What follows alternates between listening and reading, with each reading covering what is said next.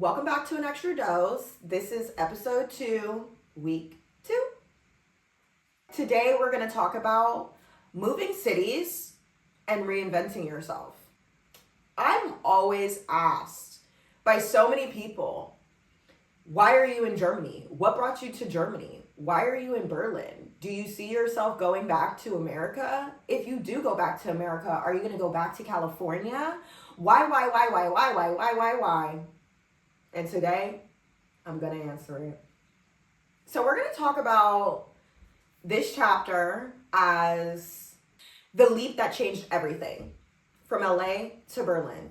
So a little bit about myself. I'm from Los Angeles, California, but before you come over here doing too much, I'm from the suburbs, the Valley. I'm a Valley girl. And that is still Los Angeles, but I just want to preface the Valley is a very I call it white picket fence land. It's the suburban Mecca. Everybody knows everybody. Everybody basically goes to the same school systems. We live around social status, but nobody cares about it.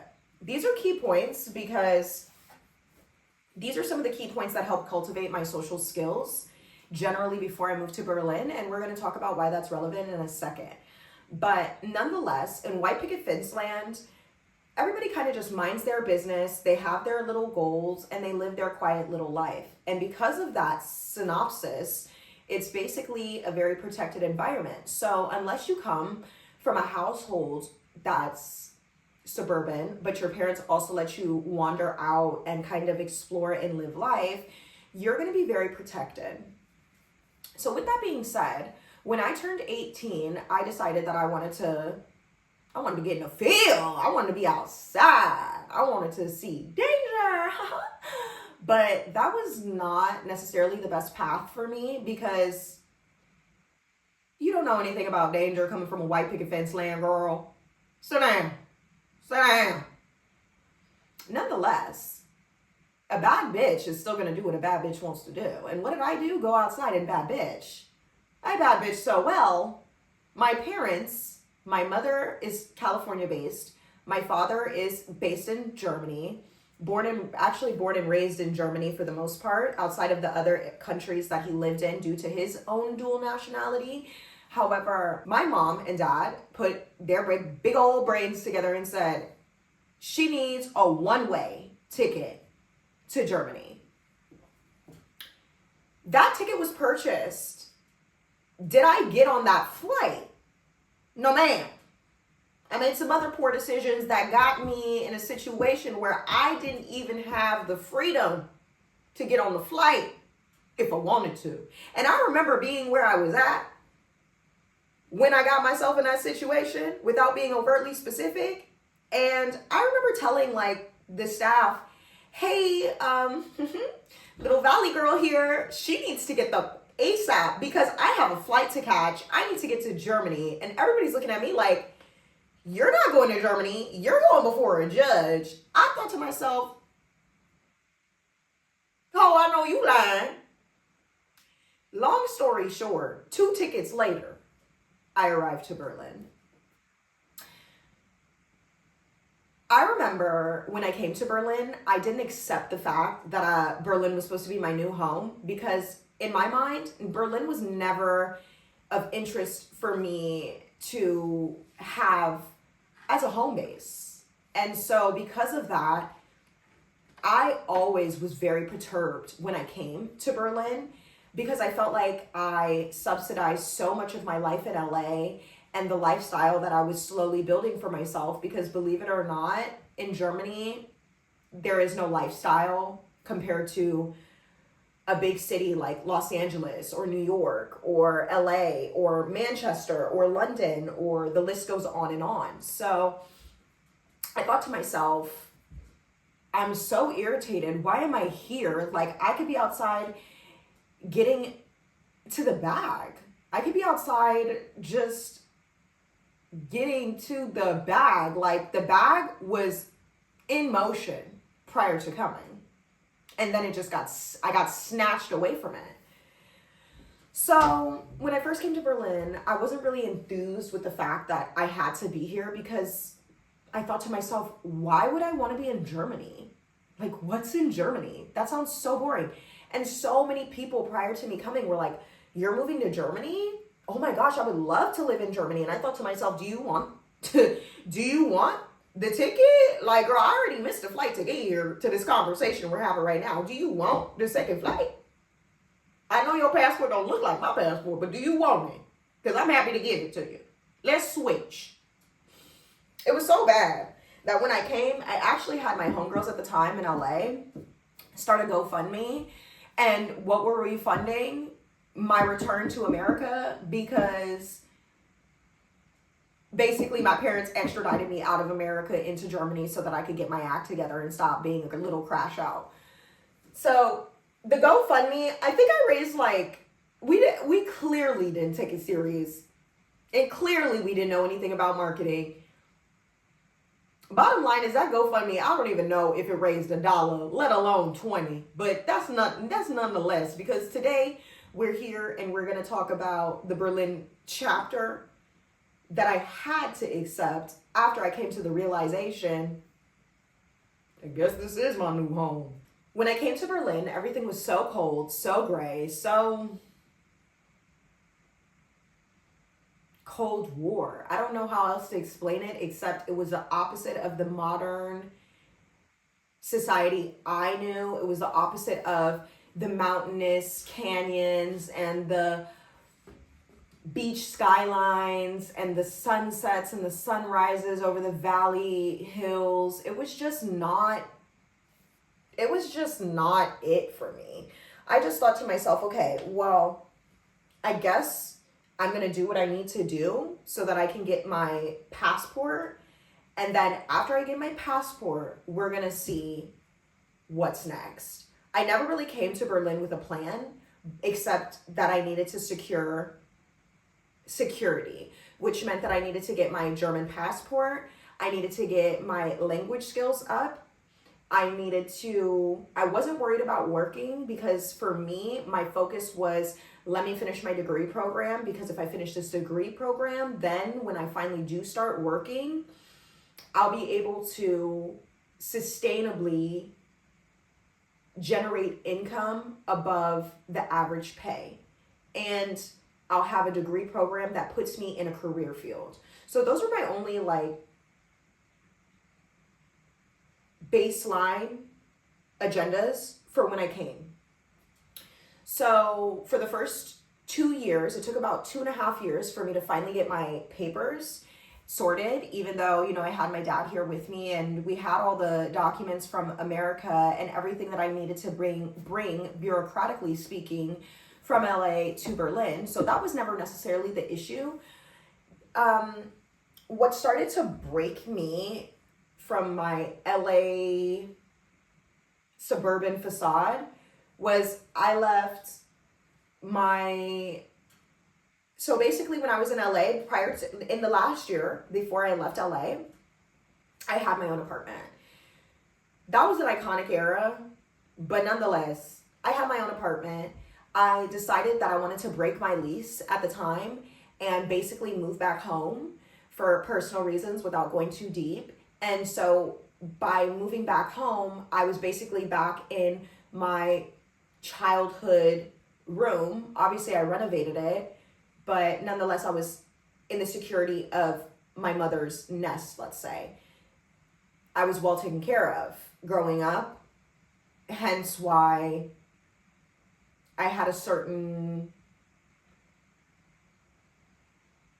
I was attuned to a certain standard of living after I turned 18. By the time I came to Berlin, I actually had to sleep at my dad's place, which was fine. I knew that was happening. But I'm sleeping at my dad's place in a country that's post-war. So the level of necessities are a lot more basic than what I was used to. Very superficial and shallow, but until you leave a superficial and shallow ambiance and you go to an ambiance where you're really left with the bare bones of reality, you don't really process that as superficial or shallow. Okay. So I get to my dad's house, and he had enough space for himself for German living standard. He wasn't living above his means at all.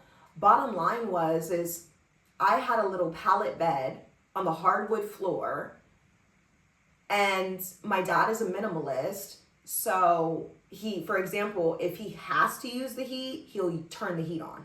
If there's 2 heaters in the house or 3 heaters in the house, only one's getting turned on. No slight to him. Everybody's different. So this is no way, shape, or form to point at inadequacy or something like this. The bottom line is I come in the middle of February. It's the dead of winter.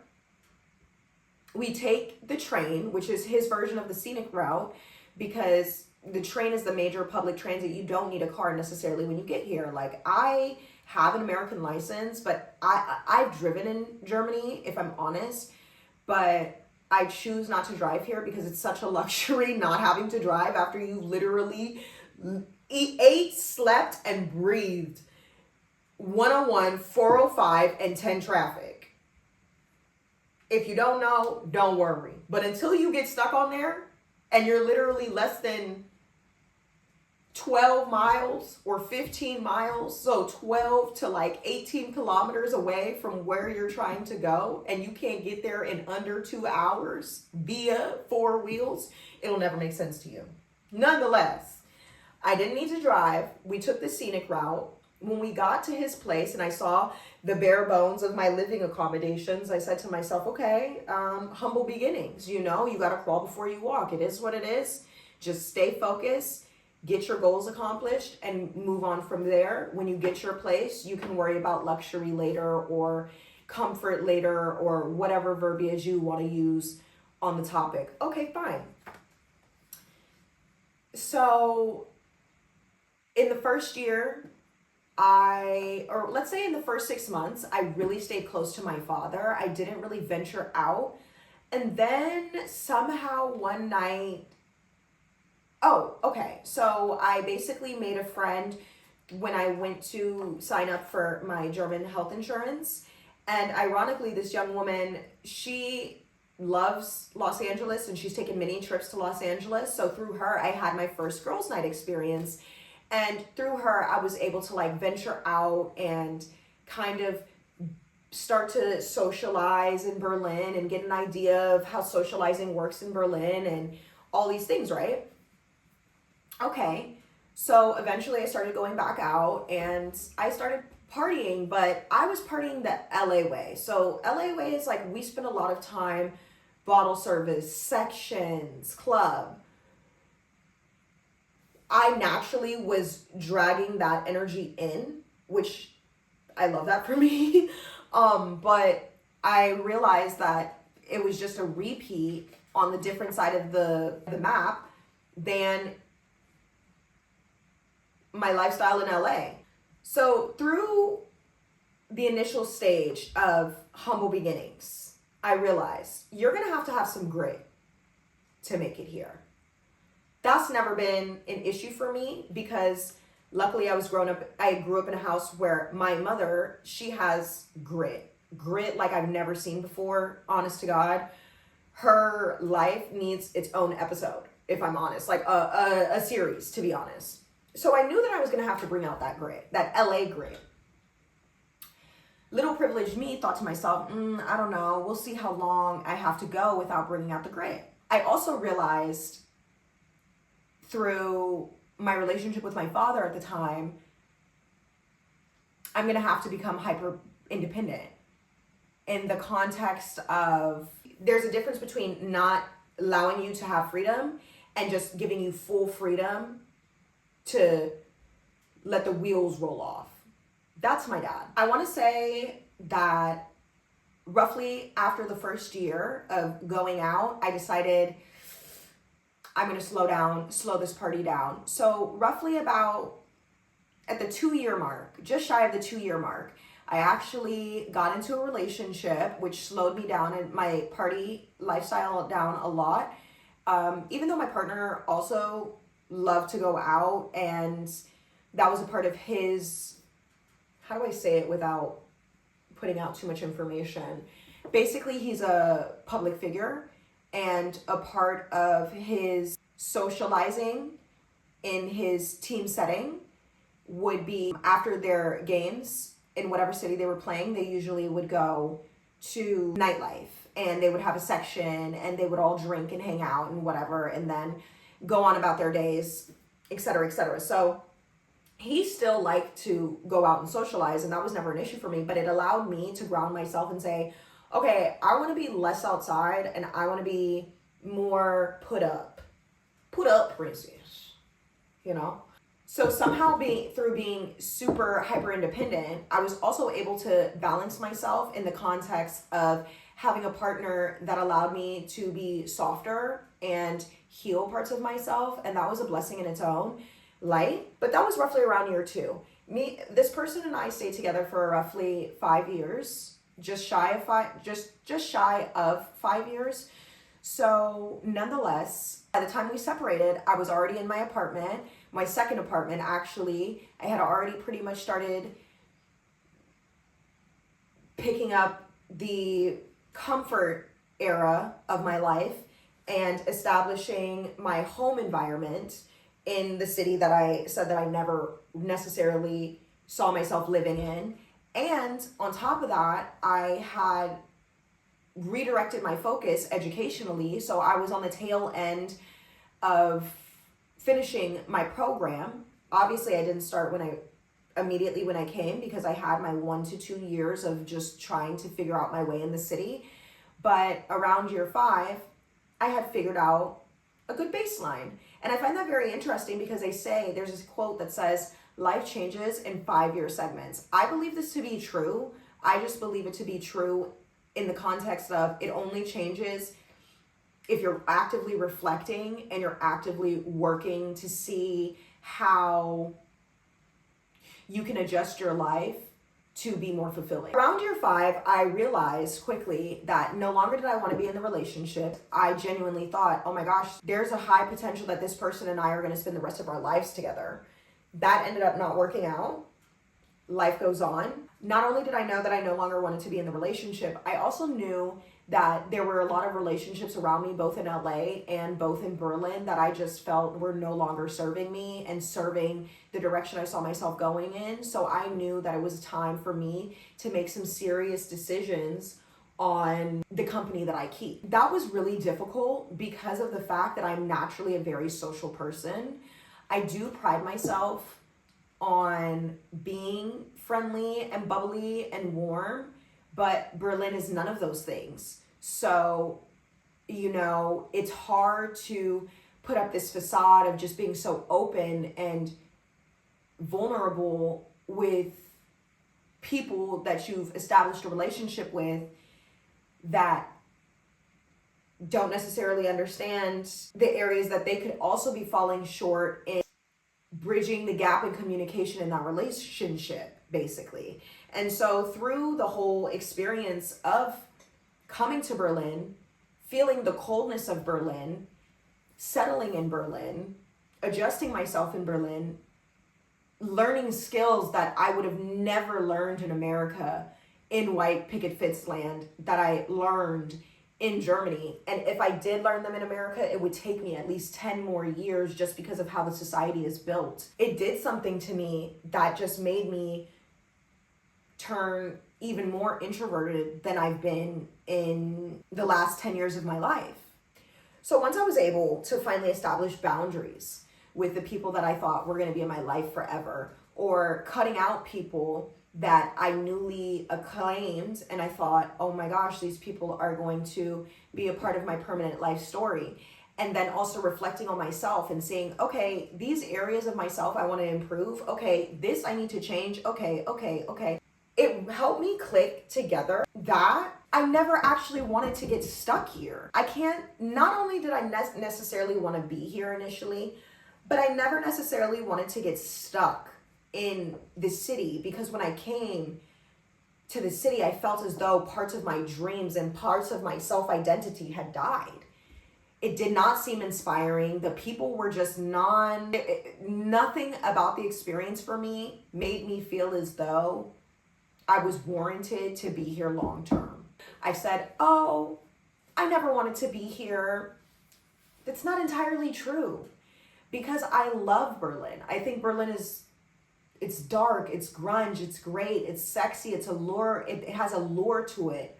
But at my current stage in my life, I want something a little bit more refreshing, more refined, more inspirational, more substantial, just more mouth-watering, you know? And as far as I'm concerned, I personally am at the chapter of moving to the next chapter. And by the grace of God, I was able to create some things over the last 5+ years, business-wise, educational-wise, security-wise, that I do feel confident within myself that I can go to the next chapter and take a risk and roll the dice. And if I don't land on my feet, at least I have a foundation as a backup plan. Sometimes growth sounds like you're packing boxes, and I believe this to be very true, because the stage that I'm in now, some days I wake up and I'm super confident about where I'm going in my next chapter, and other days I feel like I'm literally taking the box that I just packed up and put on the top shelf, ready to be shipped off to the next chapter, and I'm unpacking it, trying to see, well, am I sure that this box has the correct information before it goes to the next chapter?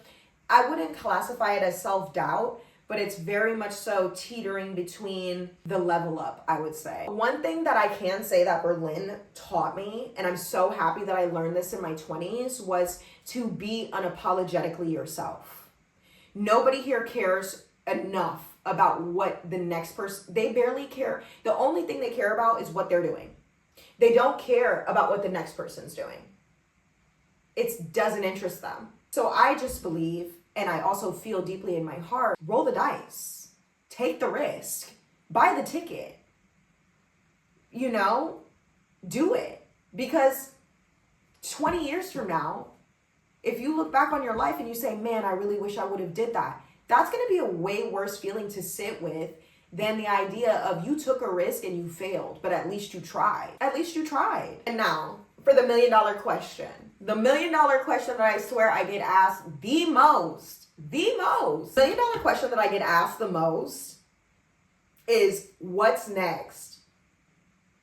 Everyone's always asking, are you staying in Berlin forever? Where are you going to move to? If you move back to America, are you going to go to the West Coast, or where are you going to go? The truth is, 1,000% no, I'm not staying here forever. Am I going to get back to LA? 1,000% yes, but that's more so the end goal. I'm already from LA. I don't need to necessarily run back to LA when I leave Berlin. The world's so much bigger than Berlin and LA. That's just my stance on it. Don't eat me up in the comments. But ideally speaking, this next chapter isn't about going backwards. It's about moving forward. So I already have my city picked out on the map. People that are closest to me already know, as I've already kind of let the cat out the bag. But for the general public, I'm very private. And I guess you guys are just going to have to see where I end up when we spin this big old wheel of fortune. But I'm definitely not staying in Berlin. Period, point blank. And I just want to end on a note of this move from Berlin, even though I'll keep my apartment in Berlin and I will continue to pay my taxes in Germany and keep my little humble abode humble. This move isn't about escaping. No, we don't run from problems. No, this move is about a graduation. You know, sometimes you have to graduate out of chapters in life in order to go to the next level. And that's basically what this move is about. I love Berlin. Berlin's been good to me. Germany's been really good to me. I always encourage people to come visit, but I also strongly encourage even the natural born people here, please don't get stuck here, because it will literally ruin your mental health.